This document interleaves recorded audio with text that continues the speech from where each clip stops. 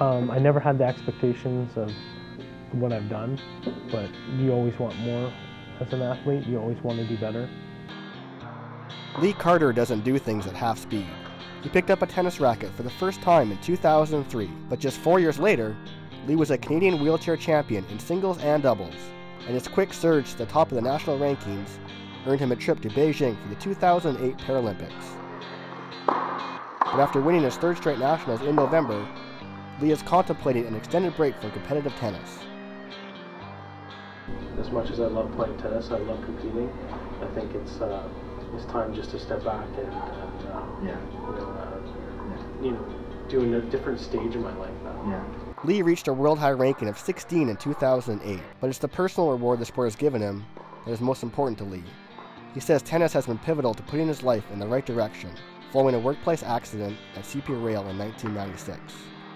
I focused on getting my life back together, and it was something I never really appealed to me was playing wheelchair sports.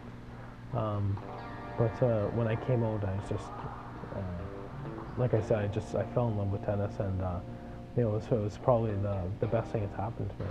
Lee made a commitment to the game almost right from the time he started. He made the national team 3 years after he hit his first ball, and he was soon traveling to about 16 tournaments a year. That's all I thought about. It's all I wanted to do was play tennis. I was out here, even if I was by myself, just hitting serve after serve after serve.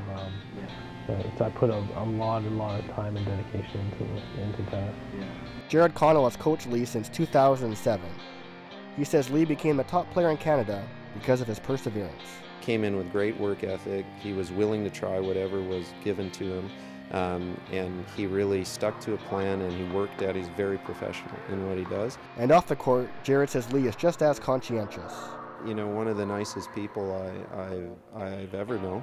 But quite honestly, very generous, really cares. He wants to give back to the game. He hasn't been in it for that long. I mean, really, his career is like 6-7 years. Like, it's not so long. And, he wants to give back. He has interest in the juniors. One of the ways Lee is giving back is by volunteering for a Sport Canada initiative called Bridging the Gap, a program aimed at increasing participation in wheelchair sport. Most of Lee's on-court training has come with Jared and other able-bodied players because there are only a few wheelchair players in the city. Lee hopes to raise that number by organizing clinics at the Taylor Tennis Club to introduce people to the sport. With the help of Alan Mankiewicz, a two-time silver medalist in singles at the Western Canada Games, the first 2 clinics were put on last spring.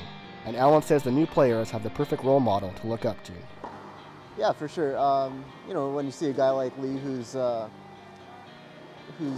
started off, not too long ago and really put a lot of work into it and had some success, it's a good example to other players in Manitoba. For Lee, he says it's a way to give back to a sport that has done so much for him.